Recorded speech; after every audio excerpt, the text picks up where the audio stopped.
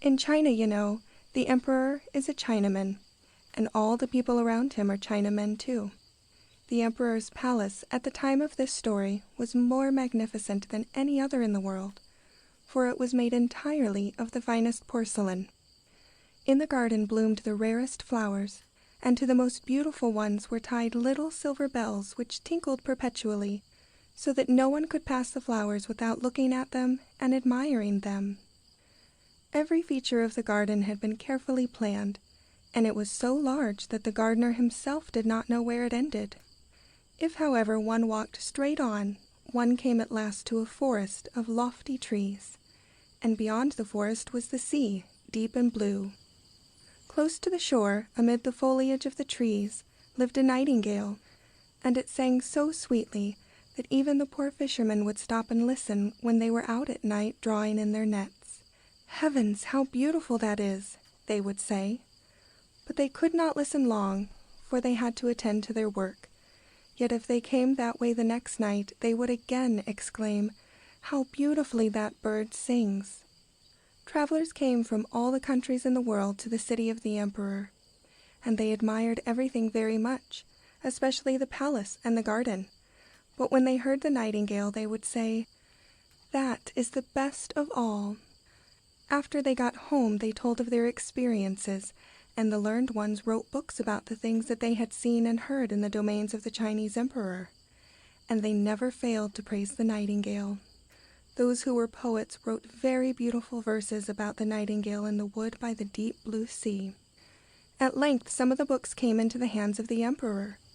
He sat in his golden chair and read them, and he nodded his head, well pleased by the appreciative descriptions of his city and palace and garden. Then he came to the words, "But the nightingale is best of all." "What is this?" said he. "The nightingale? Why, I know nothing about it. Can there be such a bird in my realm? Yes, and in my own garden, which I have never seen or heard? Fancy my having to discover this from a book." He called his chamberlain, who was so grand that when any one of the lower rank dared to speak to him or ask him a question, he would only answer, "Pooh," which means nothing at all. "Chamberlain," said the emperor, "these books tell of a very wonderful bird called a nightingale in the palace garden. They declare it is the finest thing in my great empire. Why have I never been informed about it?" "This is the first time I've heard it mentioned," said the chamberlain. "It has never been presented at court."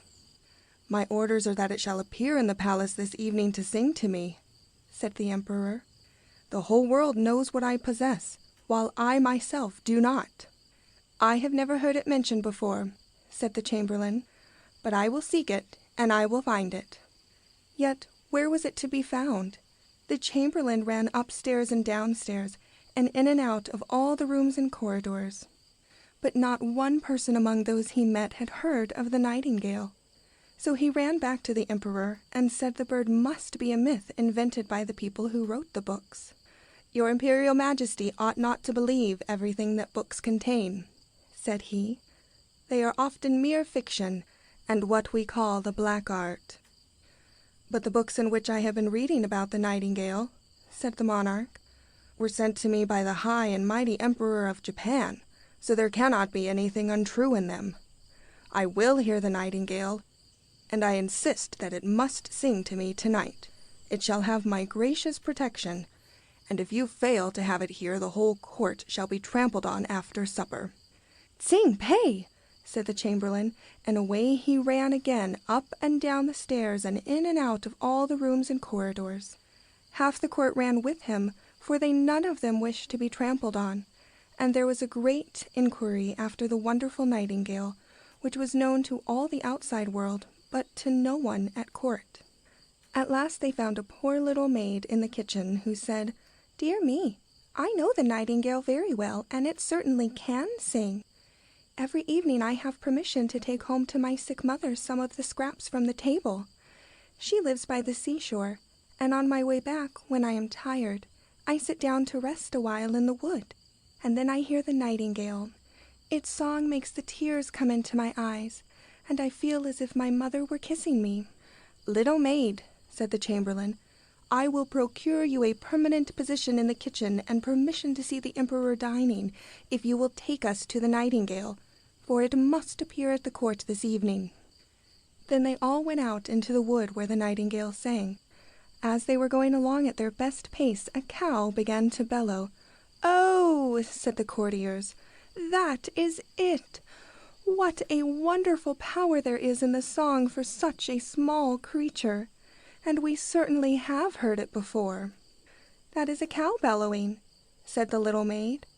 "We are a long way yet from the place where the Nightingale sings."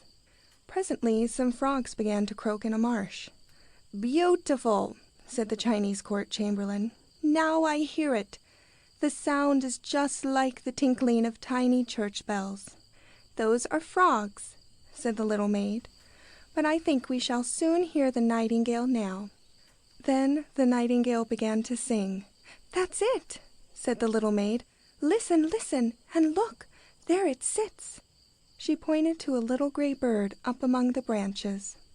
"Is it possible?" said the chamberlain. "I should never have thought the Nightingale was like that. How common it looks! I suppose it has lost its color through a faintness caused by the unexpected sight of so many grand people." "Little Nightingale," said the kitchen maid, "our gracious Emperor wishes you to sing to him." "I will do so with the greatest pleasure," said the Nightingale, and it warbled a song in the most delightful fashion. "Its singing sounds just like crystal bells," said the chamberlain. "See how it works its little throat. I wonder that we have never heard it before. It will be a great success at court." "Shall I sing again to the Emperor?" asked the Nightingale, who thought the monarch was present. "My excellent little Nightingale," said the chamberlain, "I have the honor to invite your attendance at a court festival tonight, when you will charm His Imperial Majesty with your fascinating singing." "My singing sounds best among the trees," said the Nightingale, but it went with them willingly when it understood that the Emperor wanted it to come. The palace had been splendidly decorated for the occasion. The porcelain walls and floors reflected the light of many thousands of golden lamps. The most beautiful flowers, all of the tinkling kind, were arranged in the corridors, and there was such a running to and fro as kept the bells in constant motion and filled one's ears full of the tinkling. In the center of the great hall where the Emperor sat, a golden perch had been fixed for the Nightingale. The whole court was present, and the little kitchen maid was permitted to stand behind the door, for she had been promoted to be a real palace cook. All were dressed in their very best, and all had their eyes on the little gray bird to whom the Emperor nodded. The Nightingale sang so beautifully that tears came into the Emperor's eyes and ran down his cheeks. Indeed, the song touched the heart of everyone who heard it. The Emperor was so charmed that he said the Nightingale should have his golden garter to wear around its neck. But the Nightingale declined with thanks, saying that it had already received sufficient reward. "For I have seen tears in the Emperor's eyes," it added, "and I could ask for nothing more."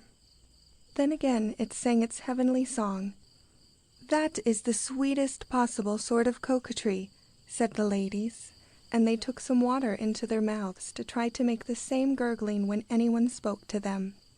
Everybody expressed satisfaction, even the footmen and chambermaids, and that is saying a great deal, for they are always the most difficult people to please. In short, the Nightingale was a great success. It was now to remain at court and live in a cage. Twice a day and once at night it had the liberty to go out, but whenever it left its cage, it was accompanied by 12 servants, each holding a silken string attached to its leg. There was not much pleasure in an outing of that sort.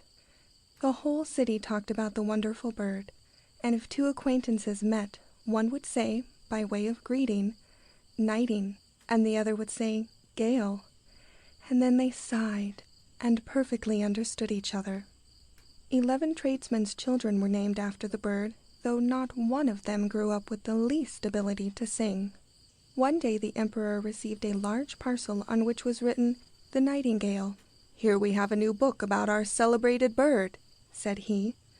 It was no book, however, but a box that contained an artificial nightingale made much like the living one in size and shape, but covered all over with diamonds, rubies, and sapphires. When the imitation bird was wound up, it could sing one of the songs the real bird sang, and then it wagged its tail all glittering with silver and gold. Round its neck was tied a ribbon on which was written, "The Emperor of Japan's nightingale is poor compared with that of the Emperor of China." Everybody said, "Oh, how beautiful!" And he who had brought the artificial bird immediately received the title of Imperial Nightingale Carrier-in-Chief. "Now the two birds must sing together," said the courtiers. "What a lovely duet that will be!" So they had to sing together, but they did not get on very well, for the real bird sang its own way and did not keep time with the mechanical bird. "The discords are not the new one's fault," said the music master, "for it sings in perfect time, and in every way is entirely correct." Afterward, the imitation bird was made to sing alone. Singing thus, it was just as great a success as the real bird, and of course it was much prettier to look at, for it glittered like bracelets and breastpins. 33 times it sang the same tune over, and still it was not tired. The courtiers would willingly have heard it from the beginning again, but the emperor said that the live nightingale must have a turn now. Where was it? No one had noticed that it had flown out of the open window back to its own green wood. "What is the meaning of this?" said the emperor. The courtiers all blamed the nightingale and thought it a most ungrateful creature. "Anyway, we have the best bird," they said. Then the imitation bird had to sing again, which made the 34th time they had heard the same tune, but they did not know the tune thoroughly, even then, it was so difficult. The music master praised the bird exceedingly and insisted that it was much better than a live nightingale, not only as regarded its outside with all the diamonds, but the inside too. "Because," said he, "we never know what song is coming next from the real nightingale, but with the artificial one everything is decided beforehand. So it is, and so it must remain. It can't be otherwise. You can open the bird, you can explain it, and show the ingenuity of it, how the wheels go, and how one note follows another." "Those are exactly my opinions," they all said, and the music master received permission to show the bird to the people on the following Sunday. So the people saw the imitation nightingale and heard it sing, and they were all very enthusiastic over it, and they all said, "Oh!" and stuck their forefingers up into the air and nodded their heads. But the poor fisherman who had heard the real bird said, "The song of this bird is very nice, and it is much like that of the live bird, but there is something wanting. We don't know what." The real nightingale was banished from the empire, while the artificial bird was given a place on a silk cushion close to the emperor's bed. All the presents which it had received lay around it, and the title of Chief Imperial Singer of the Bedchamber on the left side was conferred on it. The emperor considered the left side where the heart is the more important, for even an emperor has his heart on the left side, just like other people.